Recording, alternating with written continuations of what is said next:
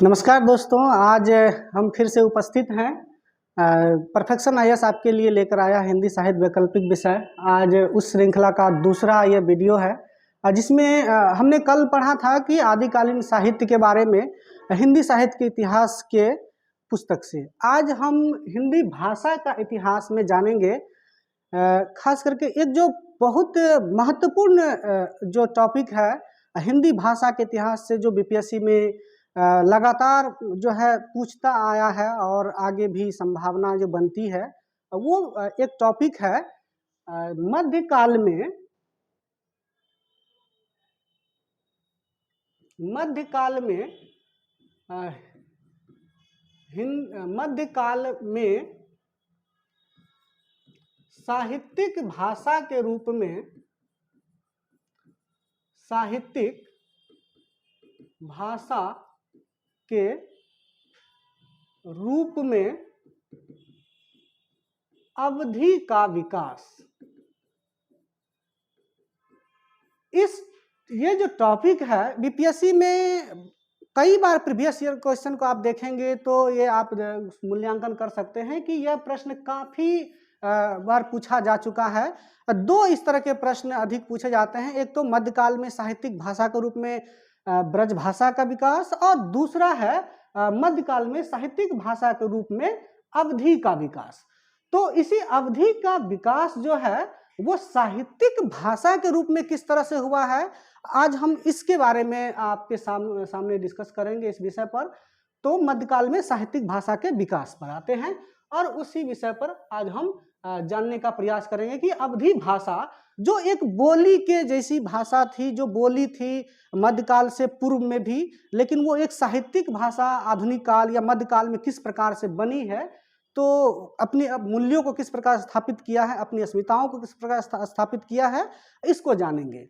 तो अवधि भाषा के बारे में थोड़ी सी पहले हम परिचय जो है ये जानेंगे कि अवधि भाषा, ये जानते हैं कि भाषा के विकास के दृष्टिकोण से, इनके वर्गीकरण के हिसाब से देखें तो अवधि भाषा को कोसली भाषा भी कहा जाता है।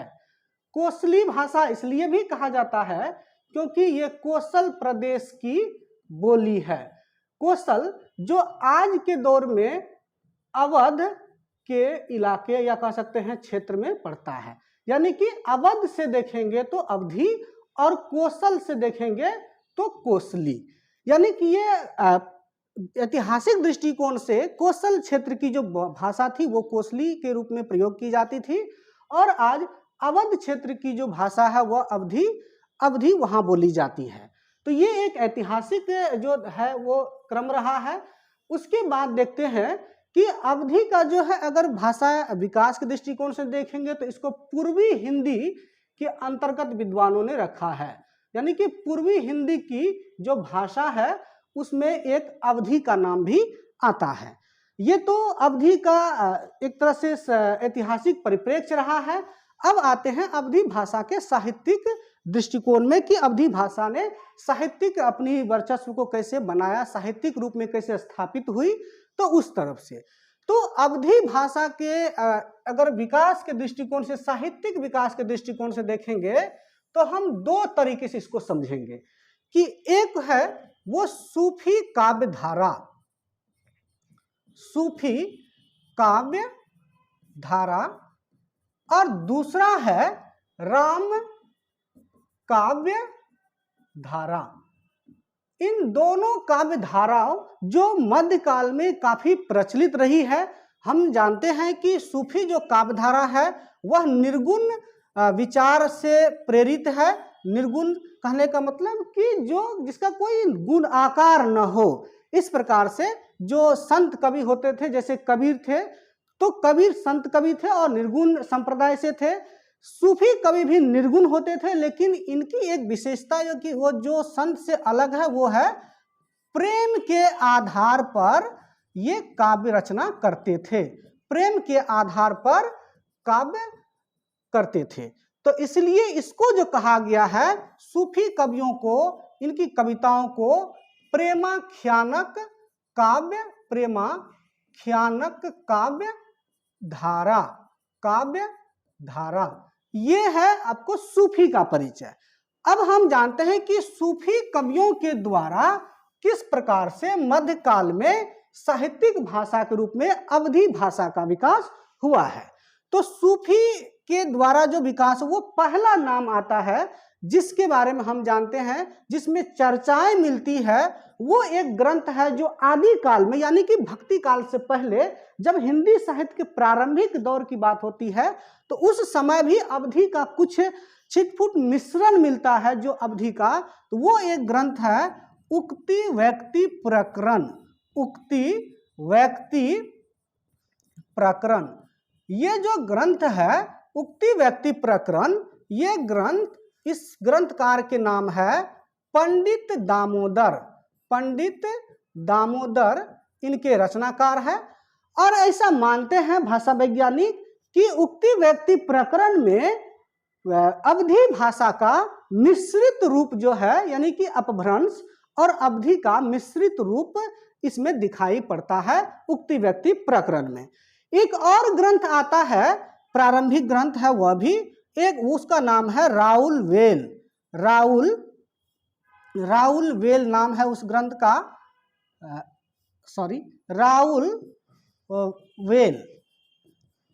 राउल वेल जो कवि, ये ग्रंथ है, इसमें भी अवधी भाषा का प्रारंभिक रूप, अवधी का प्रारंभिक रूप हमें देखने को मिलता है। और ये जितने भी अवधी के रूप है वो एक साहित्यिक रूप में नहीं है, उसमें इसको समझना चाहिए कि अवधी और चूंकि अपभ्रंश मिश्रित वो अवधी है, तो मूल रूप से ये अवधी में नहीं लिखा गया है, बल्कि अपभ्रंश भाषा और उसके बाद अवधी, इन दोनों का मिश्रण देखने को मिलता है, यानी कि सूफी काव्य के प्रारंभिक दौर की रचनाओं में। अब हम आते हैं जिससे पहली बार ये पता चलता है कि ये साहित्यिक भाषा के रूप में किस प्रकार से अवधी ने अपना रूप ग्रहण किया है। तो उसमें देखेंगे तो साहित्यिक भाषा के रूप में जो पहला नाम आता है वो है मुल्ला दाऊद की रचना। मुल्ला दाऊद की रचना है चंदायन। चंदायन जो है मुल्ला दाऊद के द्वारा लिखा गया है और ये लगभग 1379 ईस्वी में लिखा गया था। तो 1379 ईस्वी में ये पहली रचना है चंदायन, जिससे यह पता चलता है कि अवधी भाषा को मूल रूप से साहित्यिक भाषा के रूप में प्रतिष्ठित करने का जो प्रयास है, सबसे पहले मुल्ला दाऊद के द्वारा करने का प्रयास किया गया। अब इसको पहली रचना क्यों मानते हैं? आचार्य रामचंद्र शुक्ल ने भी देखेंगे तो उन्होंने कुतवन की मृगावती को माना है, लेकिन संपूर्ण दृष्टिकोण से, हिंदी साहित्य के ऐतिहासिक दृष्टिकोण से अगर देखेंगे, जो सर्वसम्मति है वो है मुल्ला दाऊद की रचना चंदायन के द्वारा, जो पहली रचना है अवधी भाषा की साहित्यिक रूप में। तो अब इसमें क्या खासियत है, क्या विशेषताएं हैं?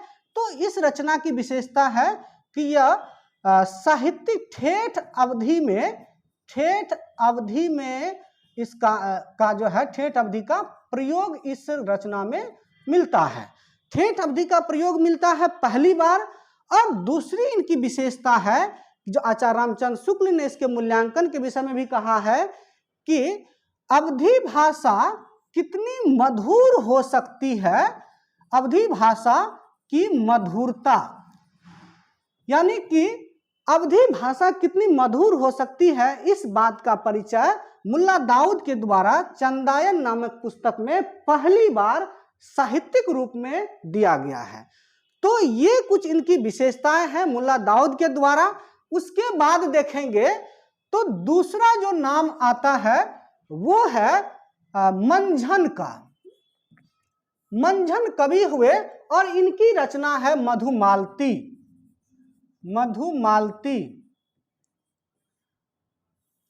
अब मधुमालती जो रचना है मंझन के द्वारा, इसमें देखेंगे तो इसमें भी ठेठ अवधि का प्रयोग किया गया, ठेठ अवधि का प्रयोग किया गया है। और उसके बाद इसकी भाषा में भी जो है तद्भव शब्दों का काफी अवधिकरण किया गया, तद्भव शब्दों का मिश्रण किया गया है। इस प्रकार से दूसरी रचना के रूप में मानते हैं जो साहित्यिक भाषा के रूप में आया है वो है मंझन की मधुमालती। उसके बाद तीसरी एक प्रमुख रचना है, वो सब जो अवधी भाषा को साहित्यिक रूप में प्रतिष्ठित करने का जो सर्वोत्कृष्ट रचना है वो है मलिक मोहम्मद जायसी। मलिक मोहम्मद जायसी, मलिक मोहम्मद जायसी ने एक पुस्तक की रचना की, उस पुस्तक का नाम है पद्मावत। पद्मावत का जो प्रकाशन हुआ है, उनके प्रकाशन पर तो वैसे विवाद है, लेकिन एक जो निर्धारित तिथि है उसको माना जाता है कि 1540 ईस्वी में इसकी रचना हुई है। अब इस रचना में पद्मावत में इस प्रकार से अवधी भाषा को लिखा गया, इतनी मधुर तरीके से, इतनी सारगर्भित तरीके से इसको लिखा गया है। पद्मावत में जानते हैं कि काफी ऐतिहासिक स्रोतों के द्वारा जो है आपको आधार बनाकर, प्रेम को आधार बनाकर इसकी रचना की गई है। पद्मावत में राजा रत्नसेन, उसके बाद पद्मावती, और राजा रत्नसेन की जो एक पत्नी का नाम है वो है नागमती।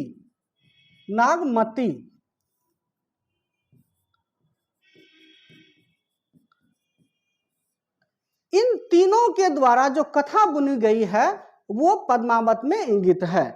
तो कथा का यहाँ पर विश्लेषण करना उचित नहीं होगा, लेकिन ये जानना है कि मलिक मोहम्मद जायसी के द्वारा जो पद्मावत की रचना जब की गई 1540 ईस्वी में, और इस रचना के द्वारा वो जायसी को काफी प्रसिद्धि प्राप्त हुई, क्योंकि इसमें जो जिस प्रकार से नागमती का वियोग वर्णन है, पद्मावती का प्रेम प्रसंग, राजा रत्नसेन का प्रेम प्रसंग, और पद्मावत का जो दार्शनिक आधार है, जो एक समन्वयात्मक दृष्टिकोण से देखें तो अवधी भाषा को एक उच्च स्तर पर पहुंचाने का काम किया है जायसी ने पद्मावत जैसी रचनाओं को देख करके। उसके बाद अगर देखें, पद्मावत के बाद अगर देखेंगे तो नूर मोहम्मद का नाम आता है। नूर मोहम्मद ने एक ग्रंथ लिखा है हंस जवाहिर। उसी प्रकार से कुछ और नाम आप देख सकते हैं। नूर मोहम्मद के बाद जो है कुछ नाम लिख सकते हैं, जैसे कि कुतुबन, मिर्गावती। इन सब रचनाकारों के द्वारा जो है अवधी भाषा का एक तरह से साहित्यिक भाषा के रूप में विकास देखने को मिलता है। सूफी प्रेमाख्यानक काव्य में देखें तो प्रेमाख्यानक काव्य में प्रेम को ही आधार बनाकर रचनाएं लिखी गई। अभी आपने जितने भी रचनाकारों के बारे में देखा है, उसमें से जितने भी रचनाकार, चाहे मुल्ला दाऊद हो, मलिक मोहम्मद जायसी हो, कुतुबन हो, मंझन हो, ये सभी रचनाकार एक विशेष संप्रदाय धर्म से आते थे, वो थे मुस्लिम धर्म। इन्होंने मुस्लिम धर्म से आकर के भी हिंदू धर्म ग्रंथ की रचना कथाओं को आधार बना करके, प्रेम की कथाओं को आधार बना करके तत्कालीन समय में जो है इन्होंने रचनाएं लिखनी शुरू की और अवधी भाषा को आधार बना करके रचनाएं की है। उसी कड़ी में ये तो आपने देखा कि सूफी काव्य धारा में अवधी भाषा का विकास कैसे हुआ, साहित्यिक भाषा के दृष्टिकोण से। अब दूसरा हम देखेंगे एक पक्ष, वो है राम काव्य धारा। अब राम काव्य धारा में इसमें आप पाएंगे कि राम काव्य धारा जो है वो भी बहुत महत्वपूर्ण है अवधी भाषा के विकास के लिए। राम काव्य धारा जब नाम आता है तो तुलसीदास का हूबहू तुरंत याद आ जाता है। तुलसीदास और तुलसीदास का नाम लेते ही सबसे पहला जो एक स्मरण होता है लोगों को, वो होता है उसका रामचरितमानस। रामचरितमानस एक ऐसी रचना जो दुनिया के तमाम भाषाओं में अनुदित है, क्योंकि इनकी विशेषताएं इतनी अत्यधिक है, जो समाज को एक आदर्श मूल्यों के साथ, एक मर्यादा के साथ, एक आदर्श समाज की जो कल्पना है वो तुलसीदास के द्वारा की गई है। हालांकि देखें तो तुलसीदास ने दो भाषाओं में रचनाएं की है। एक वो भाषा है जो ब्रज भाषा कह सकते हैं, इसमें भी इन्होंने रचनाएं की है, और दूसरी भाषा वो है तुलसीदास का अवधी भाषा। तो रामचरितमानस की जो भाषा है वो है अवधी भाषा। तुलसीदास को ऐसा नहीं है कि ब्रज भाषा उनका कमजोर था, वो अच्छे से नहीं जानते थे और अवधी भाषा अच्छे से जानते थे, ऐसा नहीं है। तुलसीदास संस्कृत के भी विद्वान थे, संस्कृत पर भी बहुत अच्छा उनका पकड़ था, और साथ साथ तत्कालीन समय में जो जन भाषाएं थी, ब्रज थी और अवधी थी, उन पर भी उन्होंने काफी अच्छे साहित्य की रचनाएं की है। जैसे विनय पत्रिका की रचना देखेंगे तो ब्रज भाषा में है, रामचरित की भाषा उन्होंने अवधी को बनाया। अब अवधी भाषा चूंकि उस समय की जन भाषा थी, तो तुलसीदास ने अपने विशेष उद्देश्य के द्वारा उन्होंने अवधी को ही अपनी काव्य भाषा का आधार बनाया। अब इस राम काव्य धारा में देखेंगे तो जैसे कृष्ण काव्य धारा में कृष्ण काव्य धारा में सूरदास जिस प्रकार से ब्रज भाषा के लिए काम किया, जिस प्रकार से उन्होंने, उसी प्रकार से अवधी के विकास के लिए दोनों ने एक तरफ जायसी और दूसरी तरफ तुलसी, इन दोनों कवियों ने जो काम ब्रज भाषा में सूरदास ने किया, वही काम अवधी के लिए जायसी और तुलसी ने भी किया है। अब रामचरितमानस में उसके बाद देखेंगे तो और भी बहुत सारी रचनाएं हैं, जिससे यह अवधी भाषा के मूल्यों का पता चलता है, उनके साहित्य का पता चलता है। इसमें अगर इसके पहले देखें, तुलसी से पहले भी, तो रामानुजाचार्य हुए। रामानुजाचार्य ने एक दर्शन दिया, उसका नाम है विशिष्टाद्वैतवाद।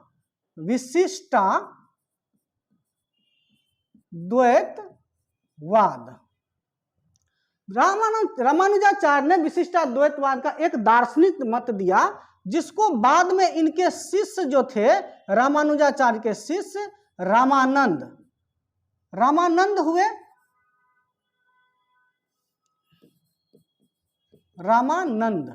और रामानंद ने रामानंदी संप्रदाय, एक संप्रदाय चलाया, और उस संप्रदाय के द्वारा जो है इन्होंने राम भक्ति का प्रचार प्रसार किया।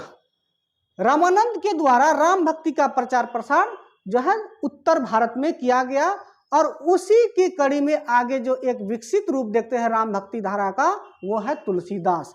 तुलसीदास ने रामचरितमानस की जो भाषा है अवधी, उसको एक साहित्यिक गरिमा प्रदान की, जिसको कि आज जो विवाद काफी उठता रहता है कि साहित्यिक भाषा जो है, बोली किसको कहा जाए, भाषा किसको कहा जाए, तो बोली और भाषा का अंतर ही मिटा दिया।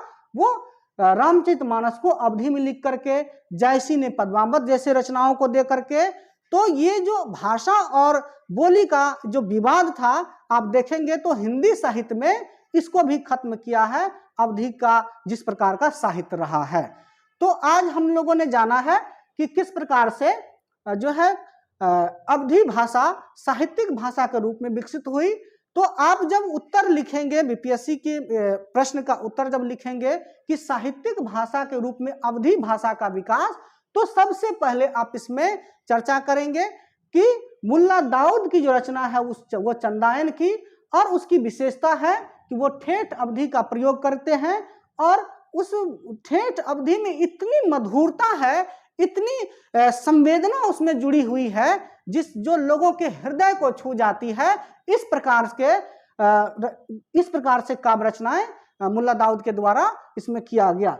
अगला नाम जो उसमें आता है, जैसे मंझन का मधुमालती, और जिसमें भी ठेठ अवधि का तद्भव शब्दों का प्रयोग किया गया। मलिक मोहम्मद जायसी तीसरा नाम है। इसी क्रम में आप उत्तर लिखेंगे।